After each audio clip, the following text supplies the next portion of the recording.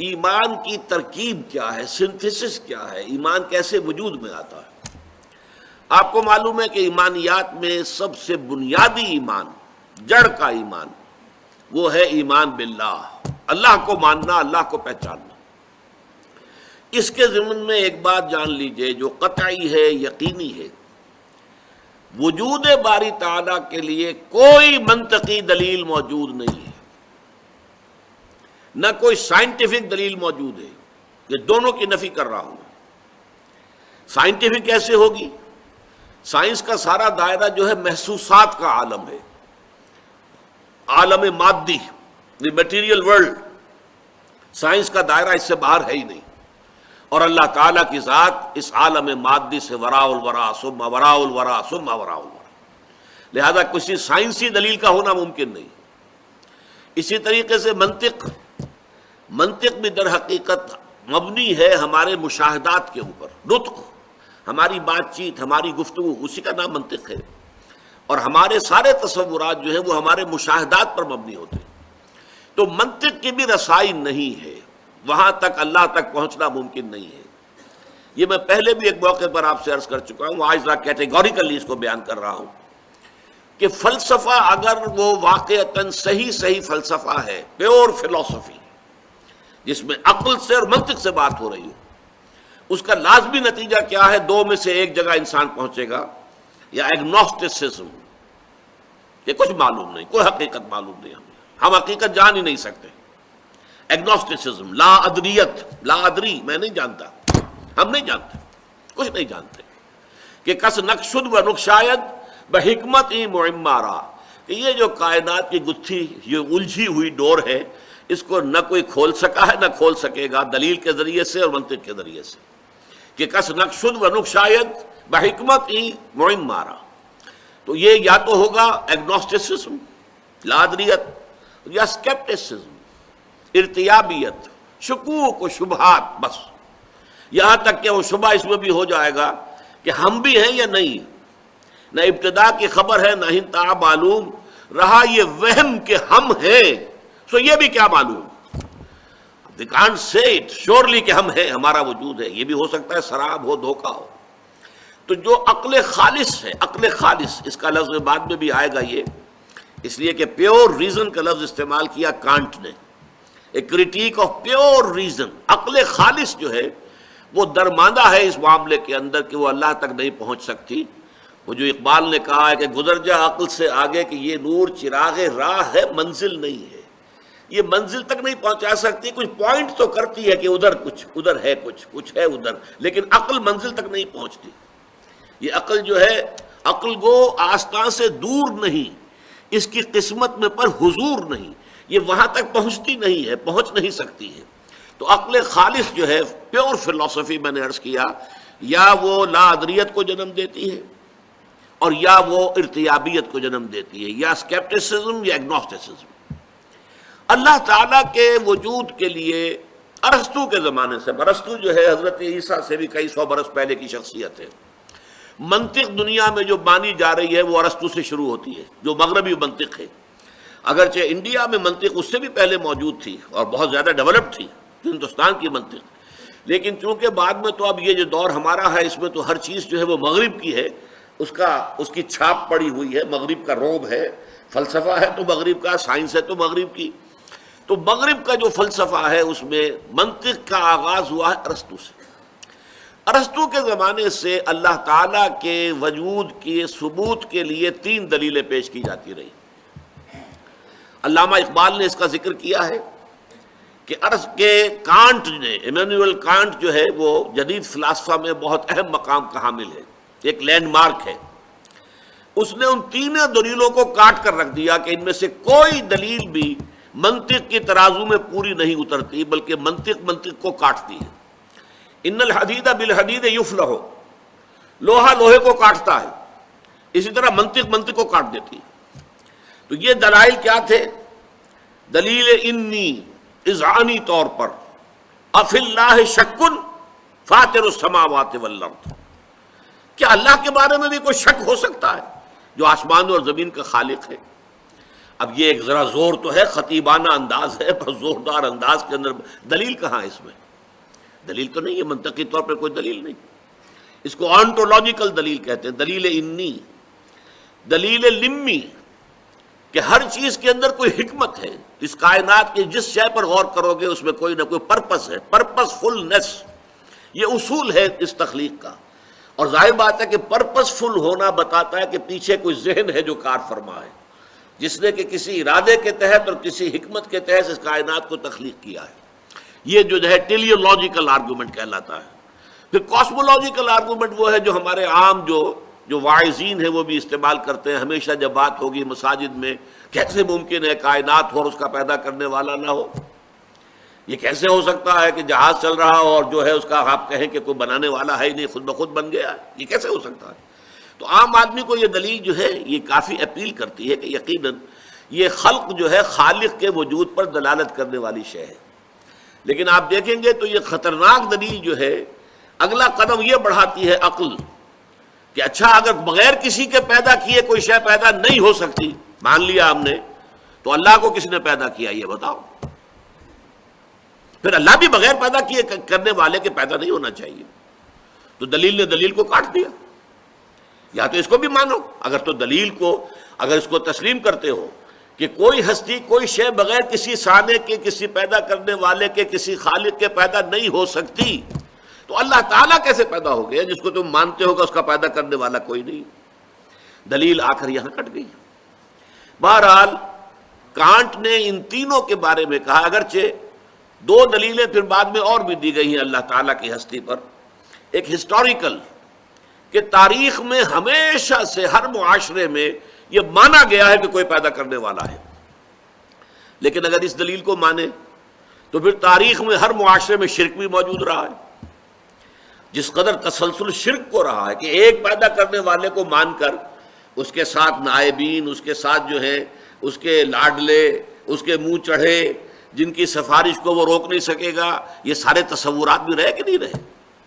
اگر پرماتما کے ساتھ جو ہے اور مہادیو کے ساتھ دیویاں اور دیوتاؤں کی فوج رہی ہے، اگر بڑے جی سے لکھے جانے والا گاڈ، چاہے وہ رومن امپائر کا ہو اور چاہے وہ گریکس کا ہو، وہ ساتھ ہی ان کے گاڈز اینڈ گاڈیسز کی فوجیں ہیں.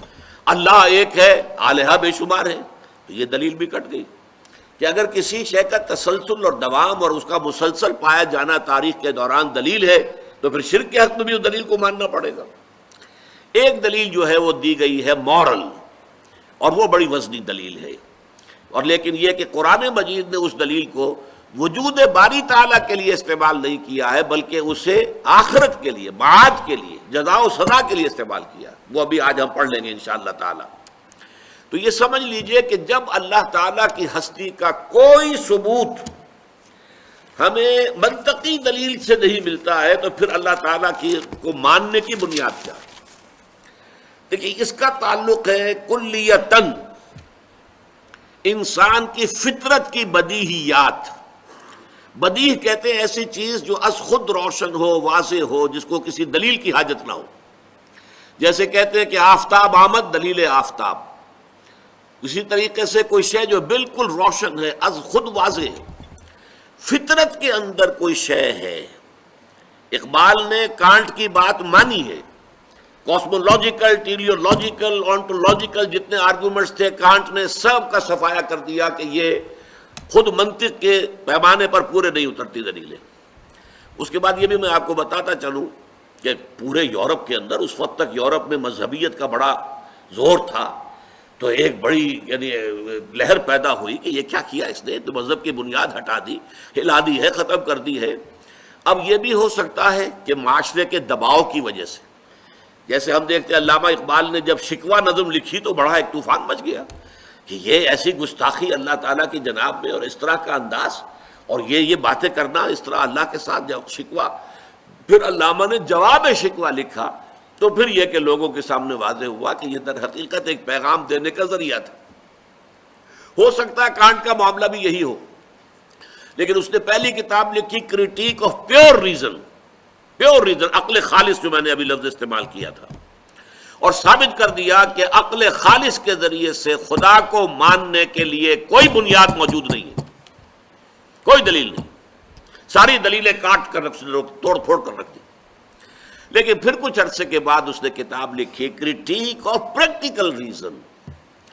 ایک دلیل عملی ہے، انسان کا عمل درست نہیں رہ سکتا جب تک کہ وہ خدا کو نہ مانے، لہذا خدا کو ماننا ہماری ضرورت ہے۔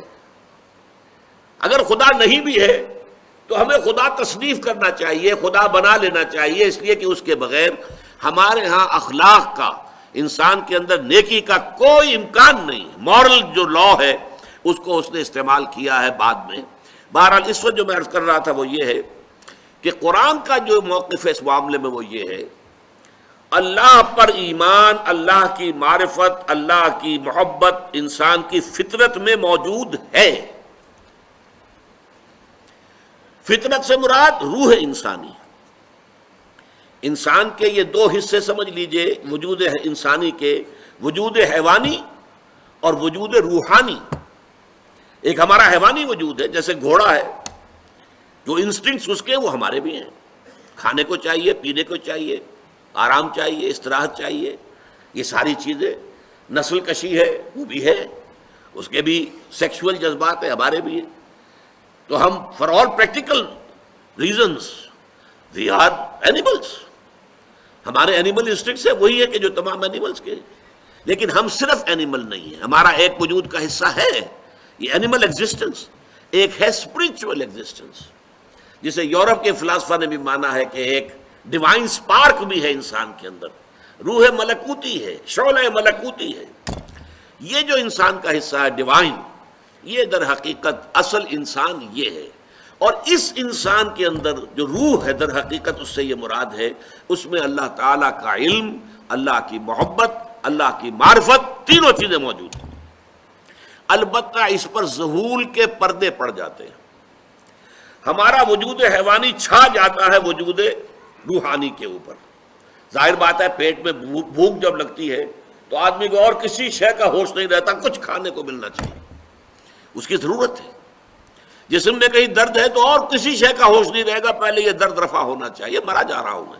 آپ کو معلوم ہے آنکھ میں درد ہو جائے، دانت میں درد ہو جائے، اسی سے آدمی بے بس ہو کر رہ جاتا ہے، کان میں درد ہو جائے بے بس ہو کر رہ جاتا ہے۔ تو انسان کو اس کے مادی تقاضوں نے اتنا گھیرا ہوا ہے کہ اس کے اندر وہ گم ہو کر رہ گیا ہے، اور وہ جو اس کے روحانی تقاضے ہیں، اس کے روحانی انسٹنکٹس ہیں، وہ بالکل دب کر رہ گئے۔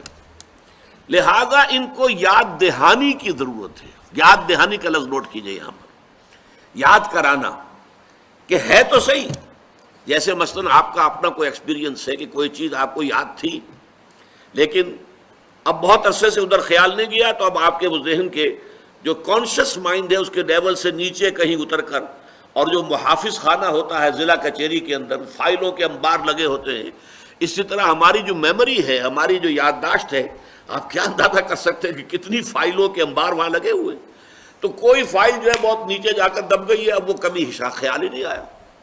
آپ کا کوئی دوست تھا بچپن میں اور اس نے آپ کو کسی وقت ایک قلم دیا تھا نہایت خوبصورت تحفے کے طور پر، یاد ایک اپنی نشانی کے طور پر، وہ آپ نے بہت سنبھال کر کہیں رکھ دیا کسی ٹرنک کے اندر، نیچے دب گیا وہ، سال ہاں سال گزر گئے، نہ دوست سے ملاقات ہوئی، نہ اس کی کبھی یاد آئی۔ اچانک کسی روز ذرا زیادہ گہرائی میں آپ اتر گئے اپنے ٹرنک کے، اور وہ جا کر اس کے نیچے سے آپ کا وہ پین برآمد ہو گیا، تو آپ کو اپنا وہ دوست یاد آ جائے گا یا نہیں؟ یہ جو دوست کا یاد آ جانا ہے، اس کا مطلب کیا ہے؟ وہ دوست کا علم تمہارے اندر تھا، دب گیا تھا، نیچے چلا گیا تھا، اس کے اوپر بہت سے انبار آ گئے تھے فائلوں کے، اب یہ ہے کہ اچانک آپ نے ایک اس کی نشانی دیکھی، اور نشانی دیکھتے ہی آپ کو دوست یاد آ گیا۔ بس یہی فینومینن ہے اللہ پر ایمان کا، اس کائنات کا ذرہ ذرہ اللہ کی نشانی ہے، یہ اس کی مخلوق ہے، اور مخلوق کے اندر اللہ کی تمام صفات منعکس ہیں۔ یہ کائنات بتا رہی ہے کہ وہ علی کل شیء قدیر ہے، کتنی عظیم کائنات اس نے بنائی ہے، ذرا غور تو کیجئے۔ لہذا اس کی عظمت، اس کی قدرت، علی کل شیء قدیر، اس کو جاننے کے لیے اس کائنات سے بڑھ کر کون سی کتاب ہوگی؟ اسے آپ کتاب فطرت کہیے۔ کھول آنکھ، زمین دیکھ، فلک دیکھ، فضا دیکھ۔ افلا ينظرون الى الابل كيف خلقت والى السماء كيف رفعت والى الجبال كيف نصبت والى الارض كيف سطحت فذكر انما انت مذکر۔ دیکھیے پیارا انداز ہے، یہ دیکھتے نہیں پہاڑوں کو کیسے جما دیے گئے، اونٹ کو کیسے اس کی خلقت ہے جو اس کے ماحول کے ساتھ کس قدر مناسبت رکھنے والی ہے، زمین کو نہیں دیکھتے کیسے بچھا دی گئی ہے، آسمان کو نہیں دیکھتے کیسے اٹھا دیا گیا ہے۔ تو اے نبی آپ یاد دہانی کرائیے، آپ کا کام یاد دہانی کرانا ہے۔ اگر وہ قلم دیکھ کے بھی دوست یاد نہیں آیا تو کسی دلیل سے آپ دوست کو یاد نہیں کرا سکتے، سیدھی سی بات ہے۔ میری تنصیل کو ذہن میں رکھیے، اس قلم کو دیکھ کر دوست یاد آئے گا، یہ اسپونٹینیس ایکشن ہوگا ایک، بالکل اس میں آپ کا ارادہ بھی نہیں ہے۔ آپ کوشش کریں گے تو دوست یاد نہیں آئے گا آپ کو، لیکن اس نشانی کو دیکھتے ہی یاد آ جائے گا فوراً۔ اگر یاد نہیں آیا ہے تو ہو سکتا ہے آپ کوئی اور نشانی بھی دکھائیں اس کی، دیکھو بھائی چلو یہ دیکھو یاد آیا کوئی، تو ایک اور نشانی بھی اس کی تھی وہ دیکھو یاد آیا۔ اگر یاد نہیں آیا تو کوئی دلیل نہیں ہے کہ جو اللہ کے وجود کو بنوا لے، کوئی دلیل نہیں ہے جس سے کہ آپ دوست کی یاد اس کے ذہن کے اندر تازہ کر سکیں، دس نو وے۔ تو قرآن کا ایمان باللہ کے ضمن میں جو اس کا اس اصل الاصول، اسی لیے اس کی اصطلاحات کیا ہیں؟ آیت ان فی خلق السماوات والارض واختلاف اللیل والنہار لآیات لأولی الالباب، یقیناً آسمانوں اور زمین کی تخلیق میں اور رات اور دن کے الٹ پھیر میں، ابھی رات تھی اب دن آ گیا ہے، کیا اس کی کیفیات تھی، کیا اس کی کیفیات ہیں، زمین و آسمان کا فرق ہے۔ دونوں حیات کے لیے، اس حیات عرضی کے لیے رات بھی اتنی ہی ضروری ہے جتنی کہ دن ضروری ہے۔ اس کے اندر حکمتیں دیکھو، اس کے اندر اللہ تعالیٰ کی حکمتیں کیسی کیسی کار فرما ہیں۔ برگ درختان سبز در نظر ہوشیار، ہر ورق دفترست معرفت کردگار، یہ جو سب پتے ہیں درختوں کے، ان میں سے ہر پتا اللہ تعالیٰ کی معرفت کا دفتر ہے، لیکن دیکھنے والی آنکھ چاہیے۔ کہنے والے کون ہیں؟ شیخ سعدی رحمۃ اللہ علیہ۔ برگ درختان سبز در نظر ہوشیار، ہر ورق دفترست معرفت کردگار۔ تو اللہ تعالیٰ کو ماننے کا طریقہ یہ ہے، ان فی خلق السماوات والارض واختلاف اللیل والنہار لآیات لأولی الالباب۔ آیات کسے کہتے ہیں؟ نشانی کو۔ دیکھیے تصویر ہے، مصور نے بنائی ہے، اب مصور کے کمال فن کا اظہار کرنے والی تصویر ہے، منہ سے بول رہی ہے کہ میرا بنانے والا بڑا کامل مصور ہے، اپنے فن کا نہایت ماہر ہے، یا وہ تصویر خود کہہ رہی ہوگی زبان حال سے کہ بڑا اناڑی ہے جس نے یہ تصویر بنائی ہے۔ اسی طریقے سے یہ کائنات ہے در حقیقت جو اللہ تعالیٰ کی جملہ صفات کی مظہر ہے، اور ان صفات کے حوالے سے پھر اللہ تعالیٰ کی معرفت حاصل ہوتی ہے، اور انہی کو دیکھ کر اللہ یاد آتا ہے۔ لآیات لأولی الالباب، ہوش مند لوگوں کے لیے۔